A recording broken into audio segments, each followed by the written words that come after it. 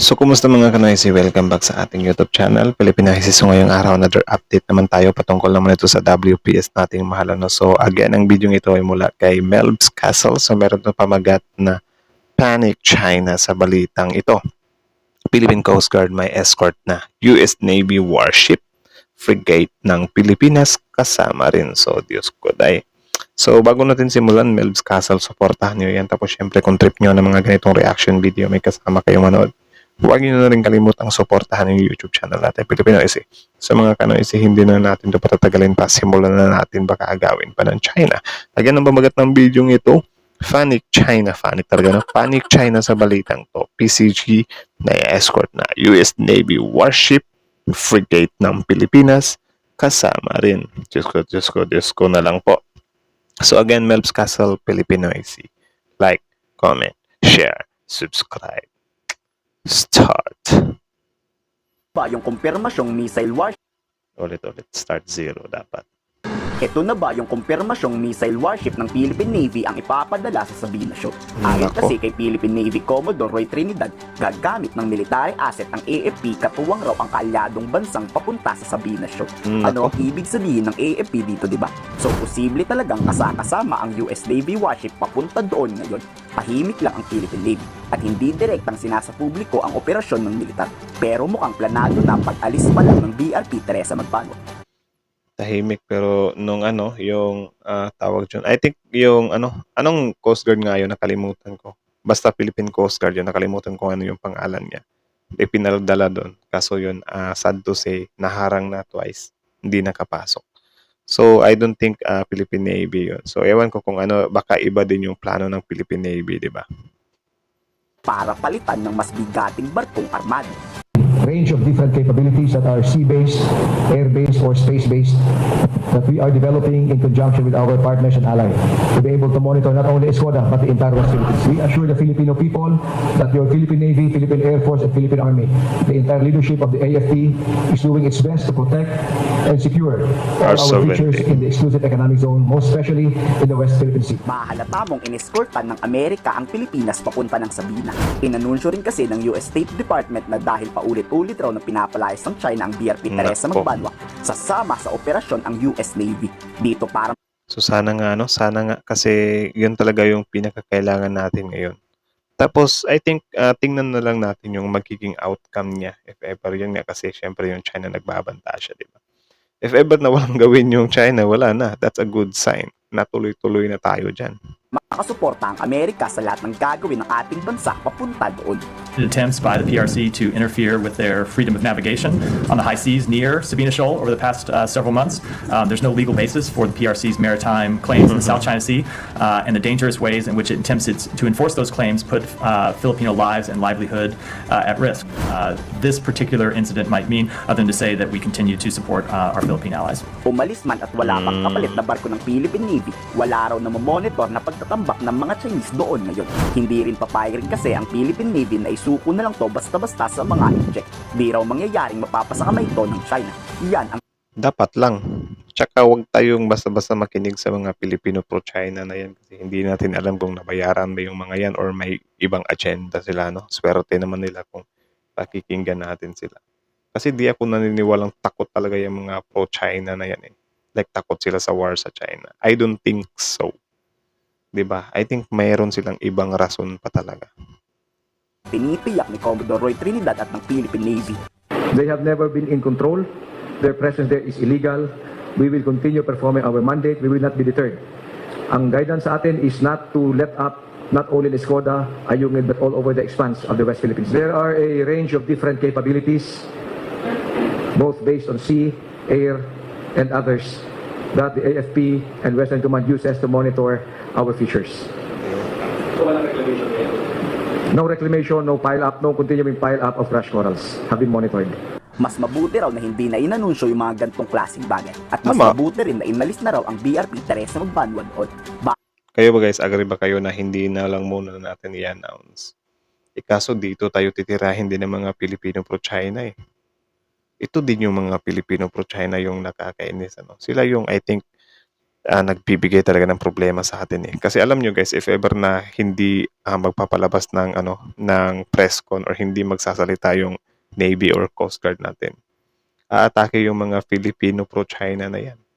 Na kesyo ganyan, wala pala kayong ginawa, wala pala kayong sinabi, wala pala kayong ano ba talaga yung plano nyo? Gaganyan-ganyanin nila. So hindi natin alam kung talagang concerned ba sila or gusto lang talaga nila na makakuha ng info or gusto lang talaga nila na ipubliko yung mga bawat hakbang ng Coast Guard para lang matiktikan agad ng China. Kayo, do you think ba? Pabor ba kayo na dapat every move ng Coast Guard is sasabihin nila?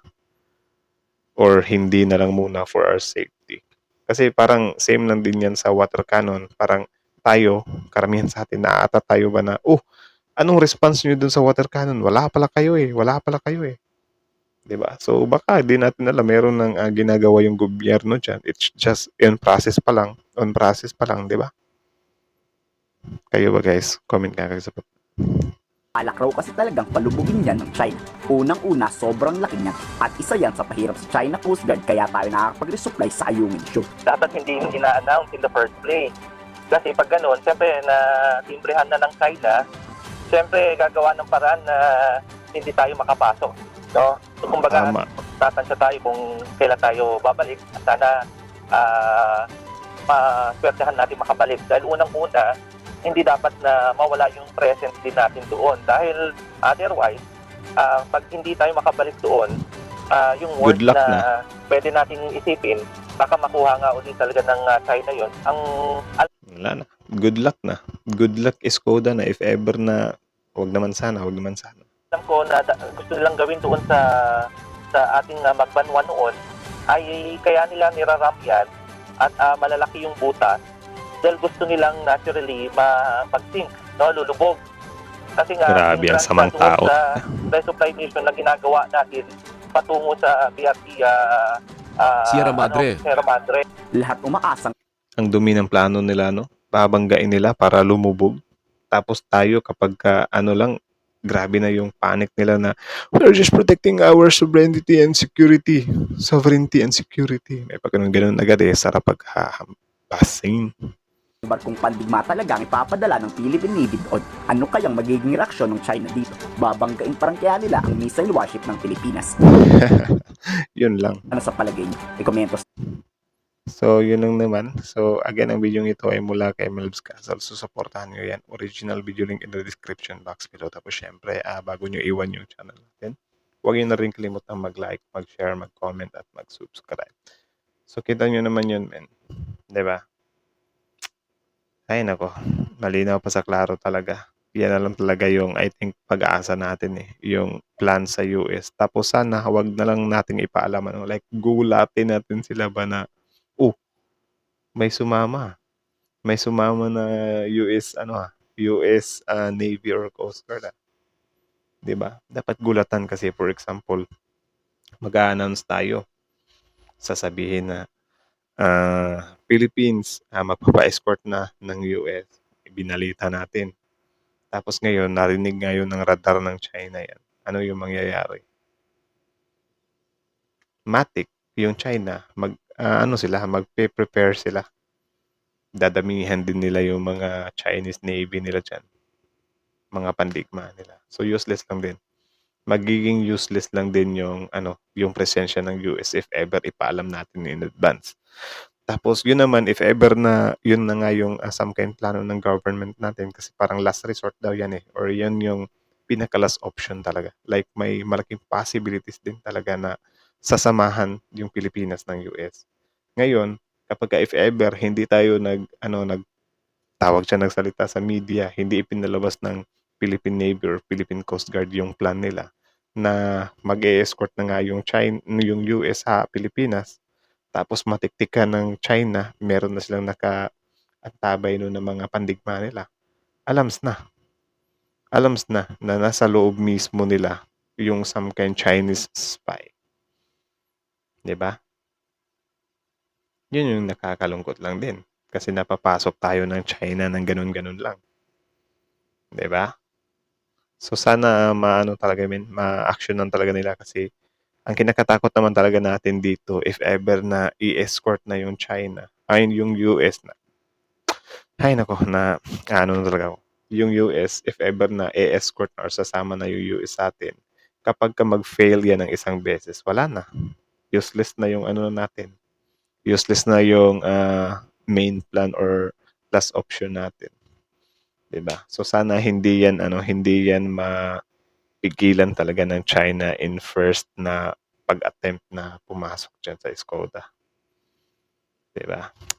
So yun lang naman mga kanoysi. So kayo ano masasabi niyo dito, comment down below, tapos yun pag-usapan natin yan sa comment section. So again, hanggang dito na lang muna. Thank you so much for watching. Melv Casal Filipino IC. So yeah, like, comment, share, subscribe. Filipino IC is out.